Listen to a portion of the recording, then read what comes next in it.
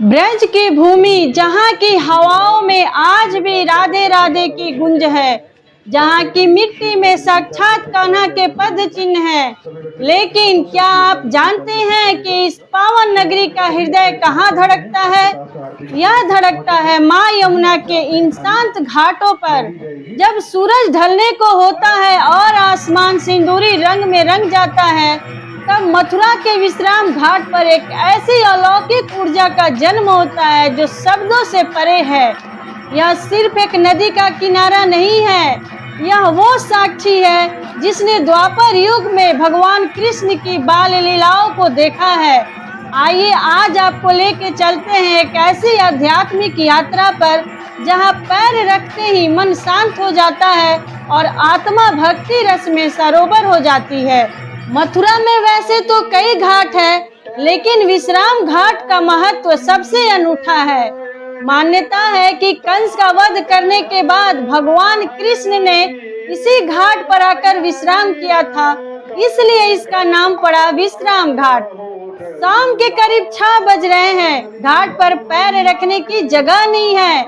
देश के कोने कोने से आए श्रद्धालु यहाँ बैठे हैं। किसी की आंखों में भक्ति के आंसू है तो किसी के चेहरे पर एक गहरी शांति। हवा में धूप, चंदन और कपूर की खुशबू घुल चुकी है।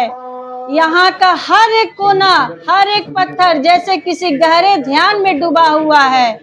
सब बस उस एक पल का इंतजार कर रहे हैं जब यह घाट रोशनी से जगमगा उठेगा।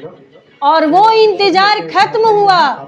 सुनिए इस शंखनाद को। यह केवल आवाज नहीं है, यह ब्रह्मांड की वो ध्वनि है जो आपको आपके भीतर के सारे तनाव, सारी चिंताओं को एक पल में सोख लेती है। जय यमुना मैया के जयकारों से पूरा आसमान गूंज उठता है। वैदिक मंत्रों के उच्चारण के बीच जब पुजारी इन विशाल दियों को हवा में लहराते हैं तो ऐसा लगता है मानो साक्षात देवता स्वर्ग से इस दृश्य को देखने उतर आए हो। जरा गौर से देखिए इन पुजारियों को, इनकी एकाग्रता, इनकी भक्ति, हर एक हरकत में एक अनुशासन है, एक समर्पण है। और सामने माँ यमुना की लहरों पर पड़ती इन दियों की रोशनी, ऐसा लगता है मानो नदी ने खुद को सोने की चादर से ढक लिया हो। जब हम भारत में भव्य आरती की बात करते हैं तो हमारे जेहन में बनारस की गंगा आरती या हरिद्वार की हर की पौड़ी की तस्वीरें उभरती हैं। वहाँ की आरती में एक अद्भुत भव्यता है, एक विशालता है। लेकिन मथुरा की यमुना आरती की बात कुछ और ही है। यहाँ की भव्यता से ज्यादा भावुकता है। बनारस में जहाँ एक राजसी ठाट बाट दिखता है, वहीं मथुरा में एक घरेलू, आत्मीय और वात्सल्य रस का एहसास होता है। यहाँ यमुना को केवल एक नदी नहीं बल्कि कृष्ण की पटरानी, एक माँ के रूप में पूजा जाता है। यहाँ का हर श्रद्धालु खुद को माँ यमुना का बच्चा महसूस करता है। जब ये छोटे छोटे टिमटिमाते दीप पानी की लहरों पर तैरते हैं तो ऐसा लगता है मानो हर इंसान अपनी मन्नतें, अपनी उम्मीदें और अपना सर्वस्व माँ के चरणों में सौंप रहा है। जब हम भारत में भव्य आरती की बात करते हैं तो हमारे जेहन में बनारस की गंगा आरती या हरिद्वार की हर की पौड़ी की तस्वीरें उभरती है।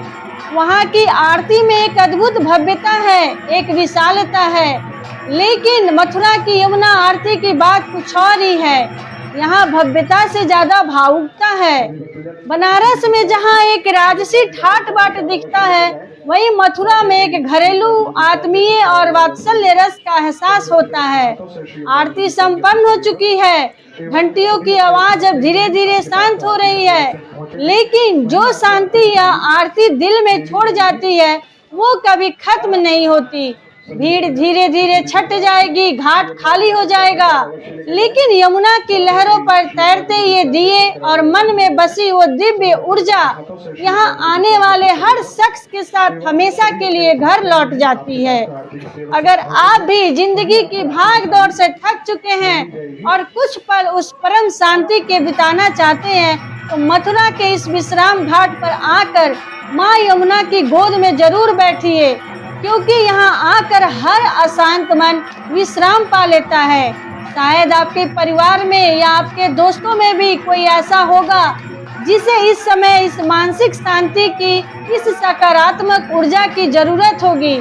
उन अपनों के साथ इस वीडियो को जरूर शेयर करें। क्या पता आपके एक शेयर से किसी के अशांत मन को माँ यमुना का आशीर्वाद और विश्राम मिल जाए। कमेंट में राधे राधे लिखना मत भूलिएगा। वीडियो को लाइक कीजिए, शेयर कीजिए और चैनल को सब्सक्राइब जरूर करें।